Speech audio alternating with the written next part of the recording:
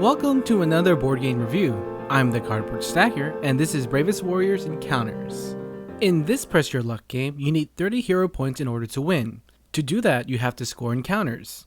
The more risks you take, the better you can score. The game comes with 7 dice, including this adorable cat bug die, a deck of encounter cards, character cards each with their unique ability, and item cards. After players select a character card, one player goes first. They roll 6 dice and draw the first encounter. Encounter cards have an encounter value and may have effects like nullify items or extra points. In order to score in an encounter, they have to allocate dice to exactly match the value. Dice used in this encounter are considered lock. After a successful encounter, the player has 2 options, either press on or score. If they score, a player receives 1 point for each encounter card. If a player presses on, they draw the next encounter card, placing it under that last card.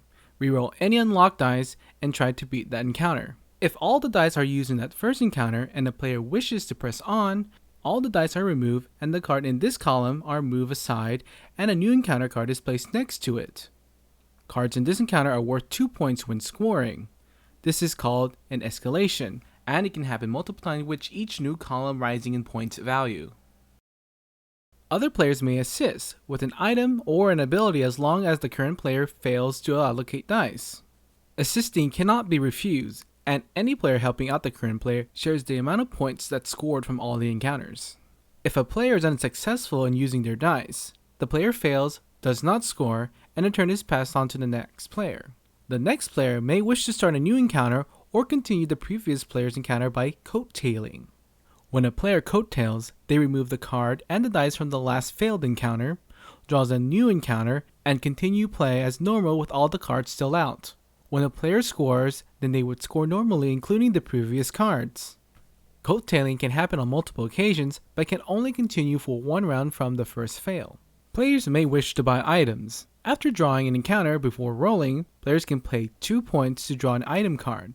Item cards are useful and they help out players especially on difficult encounters. Some of the advantages of these are modifying dice and make sets of dice into wilds. However, dice cannot change to be lower than 1 or higher than 6, and players cannot split the values on dice. It is also worth mentioning the game has 2 versions, a blue one and a red one, which can be combined together. Well, that's it for the overview. Let's move on to the review. If ever a publisher gives a customer a tuck box, throw the box away and provide means of storing it in a nicer container. Not only have to stuff the cards and the dice in, it gets a little annoying, especially when you don't put it correctly. The cards are not the best quality and they probably need to be sleeved, and it seems most of the cards are taken directly from the show, which makes the aesthetics of the game bland. The layout of the cards are fine, and some of the text in the items are a bit small and wordy despite it being a simple game. I guess the game is designed for the Bravest Warrior fan in mind, so the game is simple. The 2 mechanisms, coattailing and assisting, help move the game along. Without these, the game could have been a little bit slower and it would take a bit of a while to score.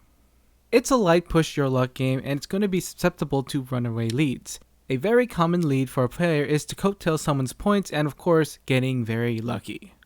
What I think is very strange is the box in the title of this game. Why is it that the title of the game is written somewhere else on the box? Look, here is the Bravest Warriors title, and up on the tab is the game's title. If you look somewhere else in the box, you can see that it's presented together.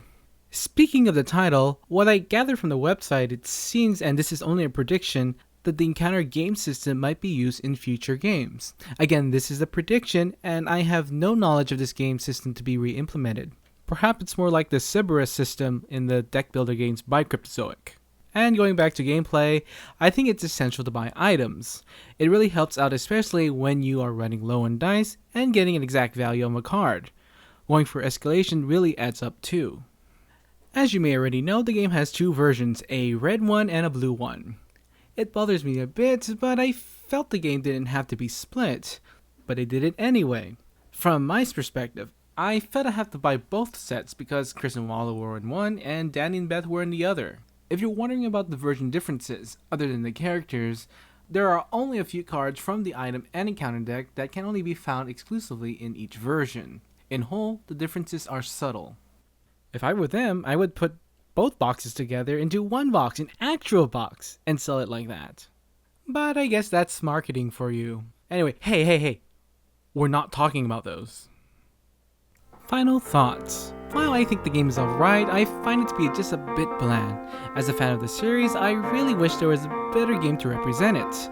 And if you are a fan of the show, it wouldn't hurt to get it and having fun pointing out some of the many characters from the Bravest Warrior series. But as a gamer, it almost makes the mark and misses it. Thanks for watching the video. If you enjoyed it, like, share, and subscribe. You can support our channel by visiting our Patreon page and follow us on Twitter. This is the Cardboard Stacker, and keep on stacking games.